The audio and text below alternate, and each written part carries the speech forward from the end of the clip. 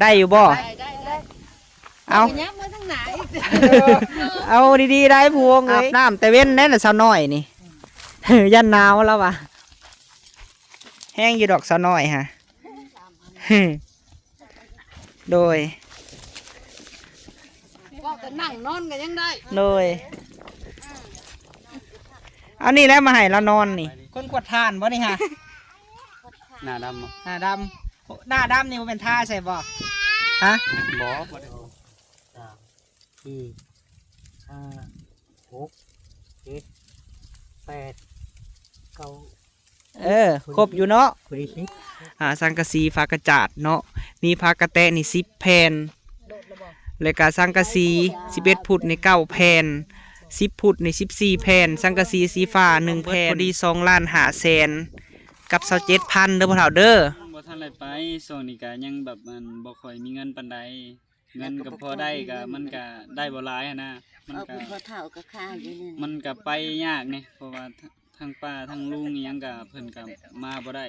บ่ทันได้เงินไปวันนี้หันไปหลายคนเลยบ่หันไปนี่ฮะไม่หลายแล้วก็บ่หลายดอกแต่ว่าแม่แล้วก็พอเท่าเพิ่นบ่มาทางนั้นก็บ่เฒ่าไปก็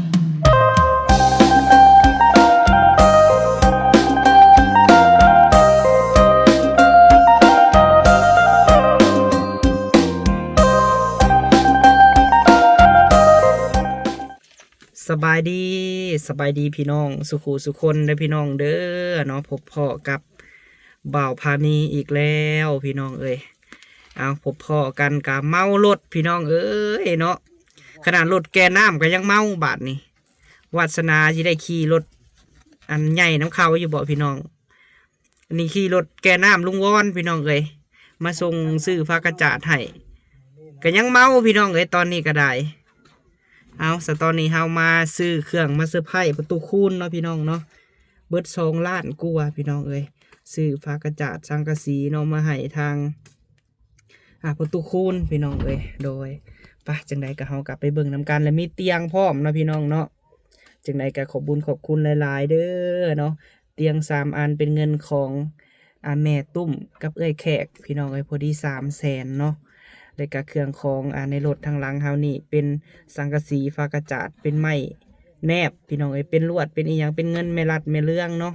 โดยเพิ่นสมทบกันเข้ามาพี่น้องเอ้ยปะจังได๋ก็ไปเบิ่งนํกันพี่น้องเนาะสบายดีเด้อพ่อตู้เด้อโดยไปบอกข่าวดีเช้านี่มาอันนี้เลยเนาะมาให้เลยใช้ร้านชายอยู่ใช้คือบ่ไม่หามสอบเท่าแน่ไปถ้าเขาอยู่สิได้เบิดได้แบบนี้ได้อยู่บ่ประตูถ้าบ่มีขากล้องก็มันน่ะบ่ได้ถือมาบ่ได้ถือหาลุงวอนแล้วลงซอยเขา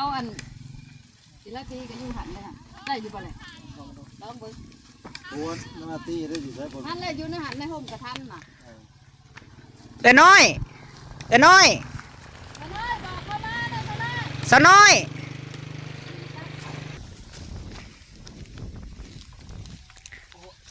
เผื่อทั้งนั้นไปหาคนหน่อยทั้งพี่ลงเบิดแล้ว ทั้งพูดกระถ่ายคลิปทั้งพูดกันไม่มัดประตูไอ้3 มัดเอามาให้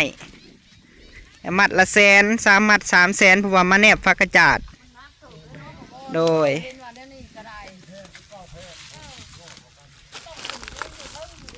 เดี๋ยวถ่าเข้ามาก่อนลุง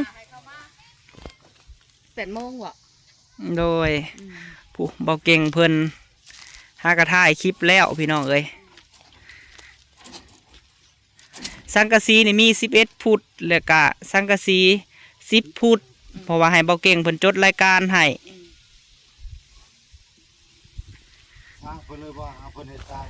สร้างน้ำกันนี่แหละเวิร์ดทีมงานเวิร์ดทีมโดยอยากมาน้ำลังเลยก็แม่นค่ะเจ้าแหล่บ้านหน้าไว้ธรรมดาโยพี่ใหม่ธรรมดาเนาะเจ้าแหล่บ้านหน้านี่เขาด่าพี่ใหม่พี่ลึกอะไรสบายดีเด้อเบาเก่งโดยขึ้นเทิงพี่เจ้าน่ะแล้วดึงสังกะสีเนี่ยเอาสังกะสีเอามัดตัวเทิงเนี่ยลงก่อน คือว่าเต้นไปลึกแท้มือนะป้า สบายดีน้องผู้วงจงเต้นส่งท้ายปีเก่าตอนรับปีใหม่ ลงลึกนั่นแหละ มันหนักได้เห็นเราเป็น โอ้ได้หลายแผ่นใส่กันเลยสิ โดย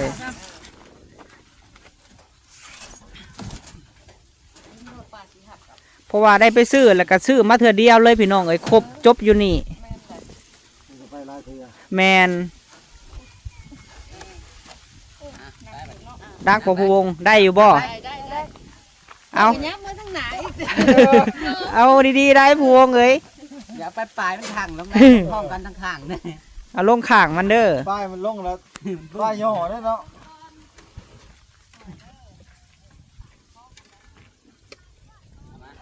สบายดีลาตีโดยเป็นวัดบ่ ใครเลย ใช่แน่เอาลงมาหามเบิ่งเสียวโซฟิมือ แจ้งรถวัดกระหม่อม ลาตีเพิ่นบ่ได้กินนะสุมเฮาเลย กินเพราะไปแน่พอหยาบๆเนี่ย น้องผู้วงเฮ้ยกับสาวแหลมลาตีเพิ่นกินน้อยหนึงแล้วก็นอนแล้วเพิ่น สแลบบ่ธรรมดาสแลบเนาะ สุมเฮาม่วนน่ะยังเจ็บแอวอยู่ ห่อนกระดักกระดอ อืม ห่อนอีดีอะรอในช่องคนชุเพิ่นนะ คันเฮาบ่ได้นะก็ยังพอแห้งนอนเฮิน ถิ่มทุ่งถิ่มลงเธอละแผ่นบ่หรือว่าเห็นอะไร เฮ็ดจังได ลงไปอะไร เอาลงเธอแผ่นรถบ่พอบอล เออ ถิ่มลงรถผู้ยุลุ่มกันจังอันนั้น เออ มาหามาห้ามเก่งมาห้ามเก่งขึ้นยืนนั่นนี่แม่ล่ะมันขึ้นไปอันนั้น ไปลาตีนะหามไป ขอให้เราลงเบิดก่อน เด้อขอทีทางเด้อเด้อ ธรรมดาละใจ บ่ฮักดอกมันอ่อน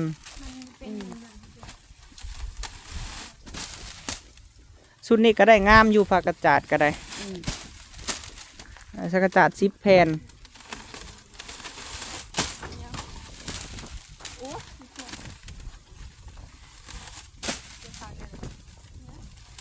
บ่ให้เขาห้ามก่อนบ่ลุง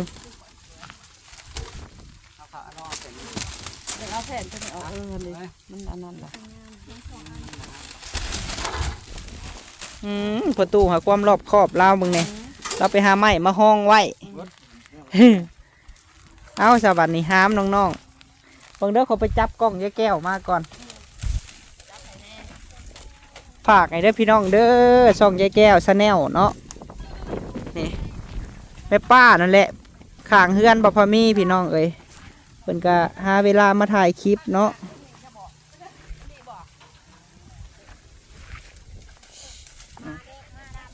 ให้เห็นน้ำการพี่น้องเอ้ยเอื้อยเฮาก็มาซอย อาบน้ำแต่เว้นแน่น่ะสาวน้อยนี่ ยันหนาวแล้วว่ะ ตกบ่นี่ ฝนตกบ่ ใกล้แล้ว อืมสบายดีเด้อสาวน้อยเด้อโดยป้าไว้ลายมือนี่ปวกได้พะเฒ่าเอ้ยมันหอม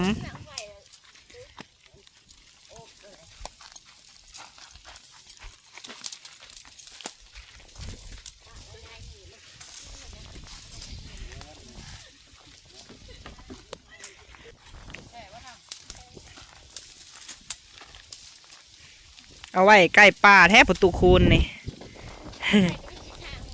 โอ้ที่ทางนี่บ่ไม่เท่า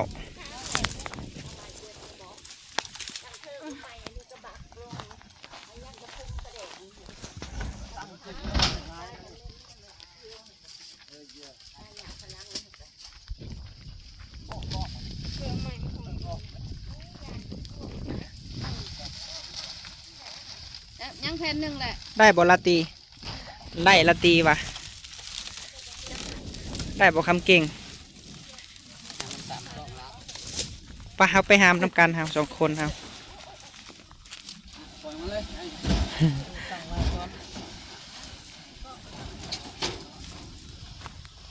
ไปเราก็จับกล้องนำไปละตีกับสามีเพิ่นอะใครในดอกหลายคนพี่น้องเอ้ย คนสตาน แมน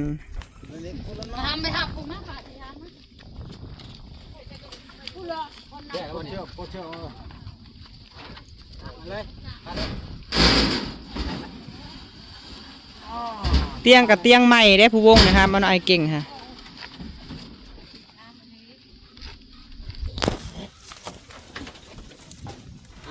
ข่าวโน่นนี่ต้องให้คน มาซะน้อยกับลาตีบ้านนี่ ว่าเราดูเห็น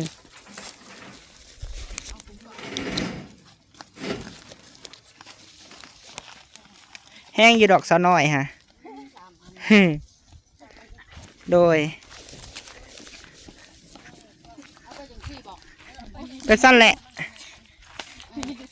ว้าเดี๋ยวเตียงใหม่ มาสิค่ะประตูเอ้ย งามลิมิตู้เอ้ย เออ เออ งามแล้วบาทนี่ไปลองนั่งดูละตี ว่าแต่นั่งนอนกันยังได้ โดยเอานี่แล้วมาให้เรานอนนี่ อืม โดยตู้หามาห้อง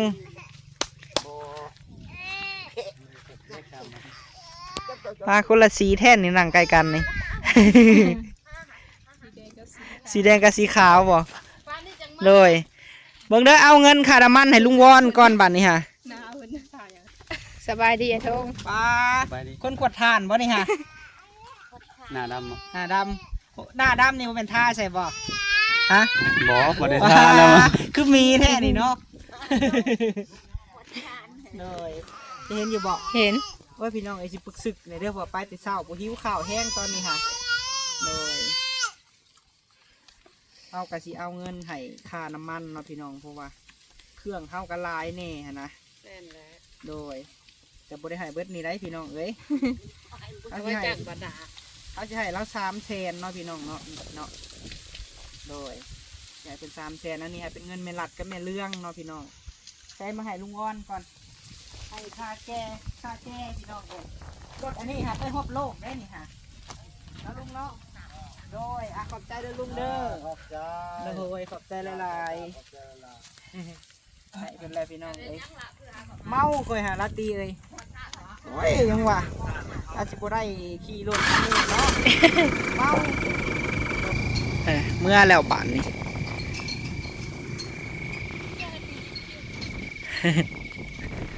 ป้าโอ้ใช้บอกเก่งไปใช้เลยประตูพี่มานั่งพี่ประตู เขาหลีให้อัน ไม่เท่ากับมาพี่เด้อไม่เท่าเด้อก็ท่านในจักสอบเลยทง ก็ขอยังบ่ได้ เอ เก็บ โอ้พี่น้อง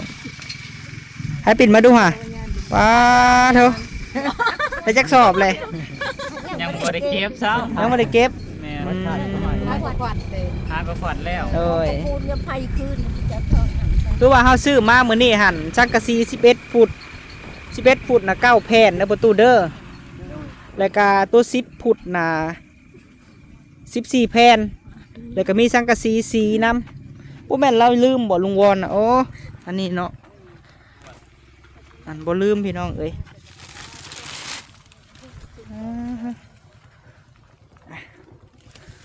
อันนี้ใครเบิ่งโนเทิงอยู่ในหัน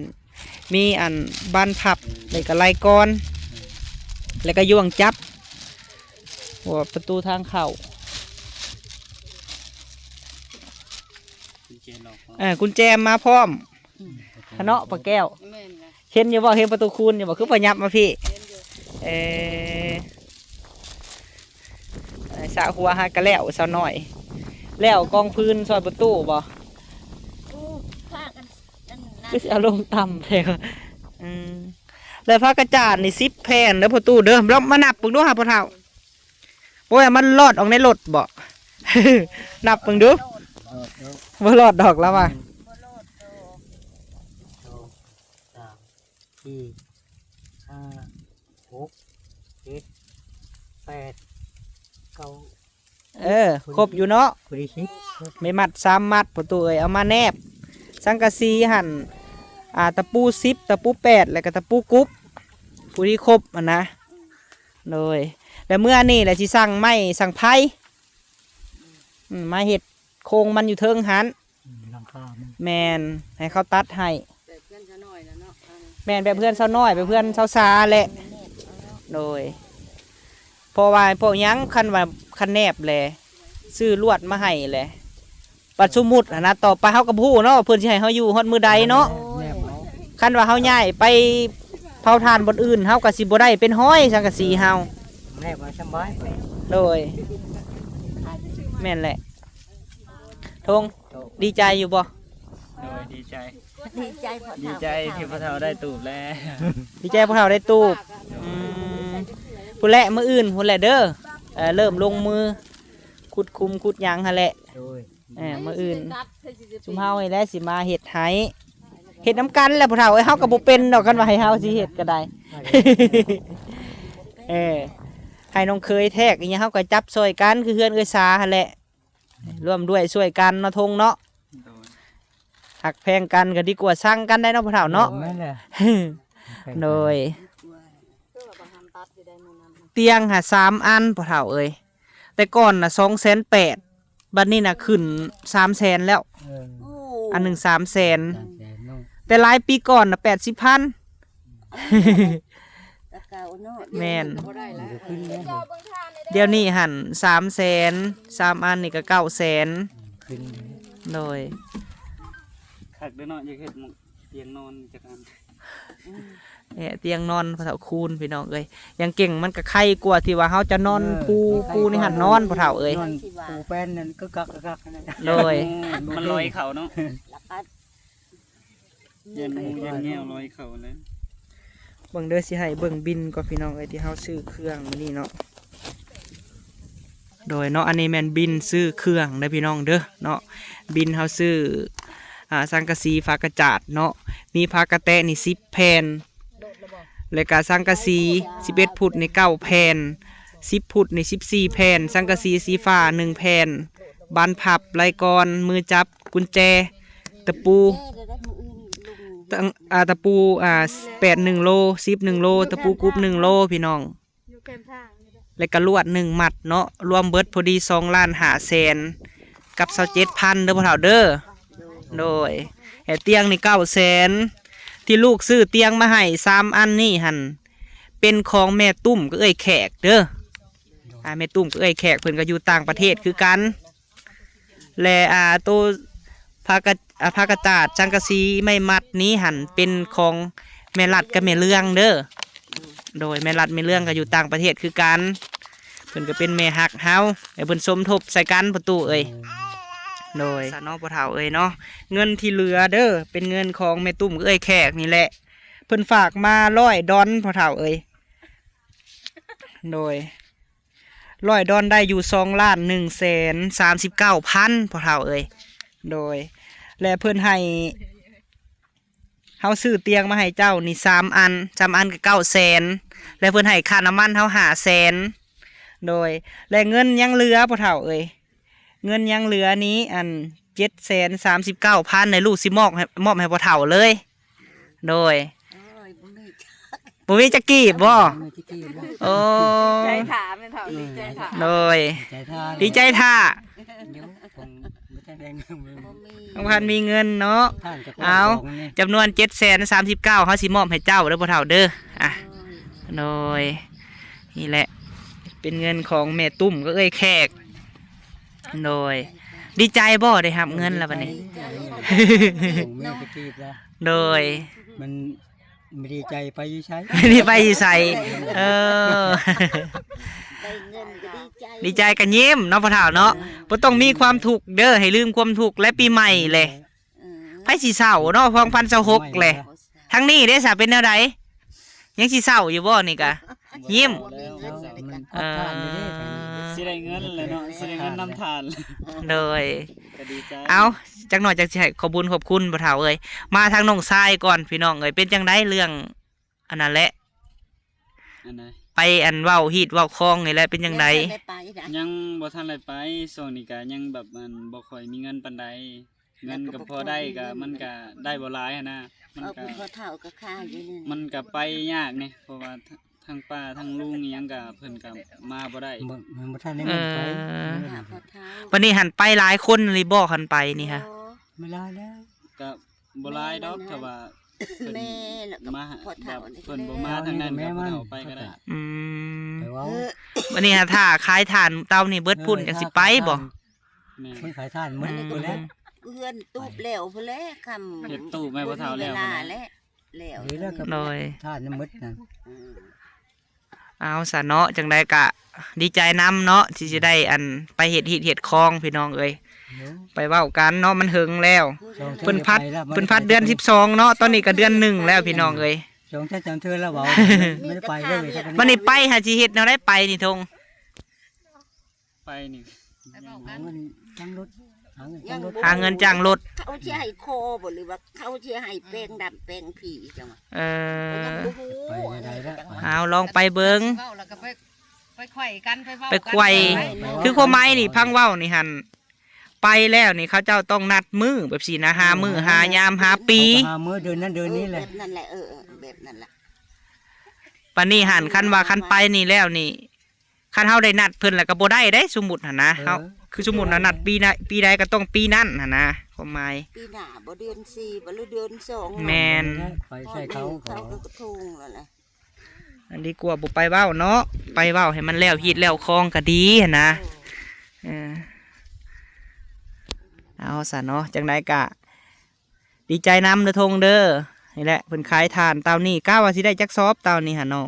โอ้ยทานหน่อยเดียวนะ บ่ได้หลายดอก บ่ไหม้บ่ มันก็บ่ค่อยใหม่นี่ ไผสะนอนเผาให้เจ้า พอเท่าแล้วไปจ เจ้า อบ ไปจอบ อื อยู่ ม เฮาก็เด้อๆเติบจังได้เมื่อก็ได้ เราก็ดึกเขายังมือหดน้ำหัวในกับมือ เออ ชอบก็มารู้ไปได้หดน้ำแล้ว ตัดแหน่นี่จังน้อยนี่เขาเจ้าให้บุกเบิกในการเขาจูดนี่ก็คือสิได้หลายอันสอบอยู่ดอกเนาะเฮ็ดเตาใหญ่ๆมันจังได้ทานหลาย ไปจะร้องไม่ เบิดดอนน่ะไปเอาค่ะเปิดนะ หลังเฮือนไม่เท่าอุตตมะอันเด้หลังเฮือนทุกเจ้าแล้วบ่ได้ยินบ่เสียงรถเขาบุกเบิก ก็ได้ยินอยู่ได้แต่ว่ามันยังบ่ได้ไปเบิ่งอยู่ ตอนนั้นเนาะ แม่นหลังเฮือนเท่าทงนั่นแหละ แต่ว่าเป็นดินกระสันตามใจนี่บนเฮาซื้อนี่อันนะเอาซะเนาะจังไดก็ดีใจน้ำเพิ่นพี่น้องเอ้ยเพิ่นขายทานเต้านี่และทางน้องทรายทงเนาะวันนี้พ่อตู้เฮาสิให้เจ้าขอบบุญขอบคุณแม่ตุ้มเอ้ยแขกเด้อฝากให้พรเพิ่นแน่ดบมือขอบบุญขอบคุณลูกหลาน ทั้งพ่อตู้ทั้งแม่ตู้ โดยแม่ตู้พ่อตู้ เอาครอบ แม่ตุ้มเอ้ยแขกโดยให้พรเพิ่นแน่พ่อเฒ่า แล้วก็อวยพรเพิ่น ครอบนะแม่เอานะแม่ อัน ให้ นี้ แต่ ก็ ผัวเว้า ขอบคุณขอบคุณทั้งน้องแขกครับแม่ตุ้ม แขก ลูกแขกกับแม่ตุ้ม แขกกับแม่ตุ้ม โดย อยู่ดีมีแห้ง ให้โชคให้มาร่ำรวย ร่ำไม่รวย ปีใหม่มากให้โชคให้ โอ้ มา ปีใหม่มาฮอดแล้วก็เยอะให้อยู่ดีมีแห้ง บ่ แล้ว ให้เจ็บ เฮ้ย บ่ให้ไข้ ไม่เจ็บไม่ใครความเจ็บเป็นได้ของใครอย่ามีแล้ว ใส่บึง ให้สนุกสบาย เมืองลาวเด้ โดย เด้อ เอาสาธุ โชคขมานเด้อ เอา ปีใหม่มาฮอดมีแต่ความจบความ โดยแม่ตู้บัดนี้ อ่ะ ลูกแขกเด้อ ขบคุณลูกแขกแล้วก็ แม่ตุ้ม ตุ้ม เพิ่นน่ะคือที่ประมาณที่ซ้ำเจ้านี่แหละแม่ตุ้มค่ะประมาณให้เอิ้นเพิ่นว่าแม่ตุ้มก็ลูกแขกเด้อแม่ตุ้ม อวยพร ลูกแขกขอบ โดย ขอบใจนะลูกเด้อ ช่วยจะชู้ หนบมือขึ้นนะบอกกันน่ะโดย มาช่วยมาชูแม่ก็ โด ให้ ย ลูกให้อยู่ดีมีแห้งให้ร่ำให้รวยให้โชคให้หมาน ปีใหม่มาฮอดก็มีแตะล่ำแตะรวยอยู่ดี โด มี ย แห้งนะลูกเด้อ สาธุ เหตุการณ์เหตุงาน มีแห้ง ก็ให้ได้ให้มีเด้อบ่ให้เจ็บให้ไข้บ่ให้โกะมือเว้นเข็นมือเศร้าให้อยู่ดีมีแห้งให้ร่ำรวย โดย เด้อลูก สา เด้อ ธุ อยู่ดี เอา มีแห้งจ้า โดย ถูกค่ะ วันนี้กับแม่รัดแม่เรื่องเด้อผู้ใหญ่ใจะดีท่านที่สองแม่รัดแม่เรื่องนี่ก็เป็นแม่หักเฮาอยู่ต่างประเทศพุ่นแหละ ที่ว่าเพิ่นซื้อ ต่างประเทศ สังกะสีพากระจงกระจาดนี่ เจ้าให้พรแม่รัดแม่เรื่องแน่ มันบ่มีหดความเว้า โดย แบบว่าแนวใดจบงามก็เว้าเลิ่นไม่เท่าเอ้ยแนวใดแนวจบแนวงามมันสิดีก็เว้าโลดโดยเว้าเบิ่งดูบัดนี้ อ่ะ อ่า ได้แล้วสิ ขอบ ได้ คุณขอบคุณแม่รักแม่เลื่อน โดย ที่จอยพ่อค้านี่แหละฮะ โดย ได้เงินได้สร้าง ดีใจ อยู่แล้ว โดย บัดนี้ ให้อยู่ดีมีแห้งแล้ว ให้ร่ำให้รวยให้ ปี โชค ใหม่ ให้ มาฮอดแล้วก็ ปีใหม่ โชค มา ดี มี โดย แต่ร่ำแต่รวย มีแต่ร่ำแต่รวยแล้ว ให้เบิ่งพ่อ สบาย เบิ่ง แล้ว แม่ตลอดไปเด้ออย่าเจ็ จะ บ เบิ่ง อย่า พ่อเบิ่ ไข้ งแม่ตลอดไปทุกเนี่ย หาเงินหาคำ ได้พ่อเบิ่งพ่อแย่แล้วก็สาธุ คำได้กบ โดย ขอบคุณขอบคุณ สาธุเอาประตูก็คือกันกับแม่ตู้ก็ได้เป็นเอาได้มือน่ะใครแน่บ่อันว่าอัน ใครได้แล้ว อืม ใครได้แล้วมันแวบแล้วนั่นดัดไหม โดย ดัดโพแดงนั่นแหละ เรือนได้ซ่านอยู่กะอยู่ดี มีแต่โชคและพ่อเฒ่าเอ้ยบาทนี่ โชคมันลำรวย โช ปี ค ใหม่ อย่าเจ็บอย่าปวดนะ อย่าเจ็บอย่าปวดเลย มันดีเว้ย เอาผู้แหละมืออื่นเนาะสิพากันมา ลงมือหายเห็ดน้ำกันหั่นแหละ เห็นกัน โดย เมื่อนี้สิสั่งไม้สั่งไผ่พ่อเฒ่าเอ้ยมืออื่นเนี่ยมือแรงมืออื่นนี่แหละให้เราตัดให้เสาเพชรตัดให้ ไม่สังไฟ ฝนตกแหละตอนนี้เนาะฝนหยิบเลย ยิบแล้วบ่ โดย เดือน3นี่จังฮอดบ่นี่ยังไม่ทั เอาเดือน3ฝนตกห้ำดอกงิ้วดอกจานเนาะเพิ่นว่า เฮ็ดเฮือนแล้วก็ชุดทานแล้วก็มือปอนบัดหายังนะครบดอกมือก็ เมื่อป้อนบัตรบ่ ปอนบัดเอา เอาผู้แทน เอาตาแสง โอ้ ยังเอาพ่อบ้านมา เอาพ่อบ้าน แสง เลือกตั้งพ่อบ้าน พ่อบ้านได้ตาแสงไหน เอ เอาเฮ็ด อ คือตะกี้ เลือกเอาแตะแสงบ่ ตาแสง อืม ยังหึง ก็อัดไว้เห็นเนาะ อืม โดยยังเฮิงอยู่เนาะเพื่อทานก็ยังบ่มื้อใดสิทมทานเนี่ยบ่เฒ่า อยู่แล้วอันนี้ผู้ได้เฮ็ดได้และกะอันนี้แหละนี่ เอาเกี่ยวลุยซะเนาะเฮ็ดตูบแล้วพอดีทมทานพี่น้องเอ้ย ก็มีเป็นอยู่ละโบยคือ ดีใจบ่แม่เฒ่าวันนี้ ดีใจแล้วได้มาอยู่แล้ว เดี๋ยวนอน ก็นอนกระท่อมนั่นก็ เออ ลมพัดลมไม่พัดก็ได้ลมพัดแล้วบ่รับแล้วปึงปัง โดยเอาเฮาก็ดีใจบ่เฒ่าเอ้ย มันโน่นนั้น นี่แหละบุญบารมีที่บ่เฒ่าเฮ็ดดีน้ำลูกหลานซอยเซาน้อยขี้เลื่อยอีหยังก็เฮ็ดนํกัน คือเลย นี่แหละเพิ่นว่า ความดีหาซื้อบ่ได้เด้อทงเด้อบ่มีหยังซอยก็เอาเหือเอาแห้งซอยหมู่สิมีแต่สิ่งดีๆเข้ามาโดย มันน่ะประกอบประกำใช้ แม่น ซอยมือ ไผสิคิดเนาะว่าผู้ใหญ่สิซอยให้เด้เงินเฮียแล้วบาดนี้ โอ้ไปแล้ว เอาได้ โยแพงเด้อลูกหลาน เอาเก็บไว้พ่อเฒ่าเก็บไว้เก็บไว้มีถุงใส่อยู่บ่ มีแล้ว เอาเก็บไว้จังหน่อยมันเฮียได้จังหน่อยน่ะ เออ เชิง โดย มึงเด้อขายทานเตาหันน่ะพอเท่าเมื่อแล้วก็เงิน400,000บ่เพิ่นเพิ่นก็ปะให้เงิ โดย นหาชีพ คือ คอย ที่นี่ หา มืดปุ๊ด มันแล้วมาก เอาเก็บไว้พ่อเฒ่าเอ้ยบ่ได้ซื้อ แล้วไปซื้อน้ำมันหวานนี่เด้อ ซื้อเมือกน้ำมันใส่รถไถซื้ออยู่ซื้อกินหาซื้อกินแนวแซ่บๆแน่พ่อเฒ่าเอ้ย เจ้าว่า 60ปลายบ่เจ้าอายุพ่อเฒ่า 65แล้ว 65 65แล้ว อืม อายุ65 โดย เอาปิดคลิปก่อนเด้อบัดนี้เด้อ โดย สบายดีเด้อพ่อเฒ่าเด้อโดย บ้านใดก็หำเมียเจ้าน่ะ มันกระดาน บ้านกระดาน เอาพี่น้องเอ้ยเนาะไปสำหรับคลิปนี้พี่น้องเอ้ย สีดานี่ บ่าวพามีขอบบุญขอบคุณหลายๆเด้อเนาะทางแม่ตุ้มกับเอ้ยแขกเนาะโดยเพิ่นสดซอยที่ว่าได้สดซอยเนาะครอบครัวประตูคูณเข้ามาเนาะโดยเพิ่นซื้อเตียงมาให้3อันพี่น้องเอ้ยบ่าวพามีอันซื้อมาให้แล้วก็ขอบบุญขอบคุณเนาะทางแม่รัดกับแม่เลืองเด้อแม่เอ้ยให้เจ้าอยู่ดีมีแฮงซื้อสังกะสีไม้แล้วก็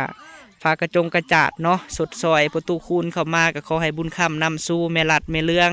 แม่ตุ้มเอ้ยแขกเนาะขอให้พบพ่อแต่สิ่งดีๆเด้อเนาะบุญคำนำสู่สุขภาพร่างกายแข็งแรงอายุหมันควันยืนเนาะปรารถนาสิ่งใดก็ขอให้ได้สมคำมุ่งมา่ปรารถนาเด้อเนาะบอกว่าครอบครัวแม่